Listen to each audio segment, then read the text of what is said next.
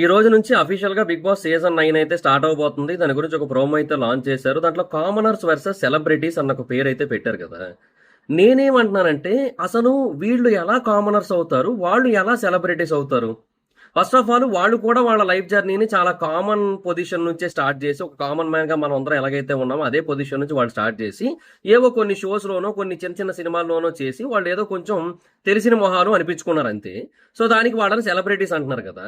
మరి ఇప్పుడు వీళ్ళు కూడా కామనర్స్ గా వచ్చిన వాళ్ళు అగ్ని పరీక్ష అని చెప్పి ఒక బిగ్ బాస్ కి సంబంధించిన షోలో ఇప్పుడు వాళ్ళందరికీ కూడా 100 మంది ఆడియన్స్ ఉంటే అందులో 20 మందే బిగ్ బాస్ చూడొచ్చు. కానీ వీళ్ళకి 100 మంది ఆడియన్స్ ఉంటే 100 మంది బిగ్ బాస్ చూస్తారు. అలాంటి ఒక ఫ్యాన్ బేస్ ని, అలాంటి ఒక ఆడియన్ బేస్ ని సంపాదించుకున్న వీళ్ళు కదా సెలబ్రిటీస్. అప్పుడు వీళ్ళు కామనర్స్ ఎలా అవుతారు? కామనర్స్ కామనర్స్ కామనర్స్ అని చెప్పి సింపతి కార్డు వాడడానికి ట్రై చేస్తున్నారా ఏంటో. మరి బిగ్ బాస్ టీం వాడడానికి ట్రై చేస్తుందా, లేదంటే అక్కడికి వచ్చే వాళ్ళే వాడడానికి ట్రై చేస్తున్నారా అనేది అర్థం కావట్లేదు.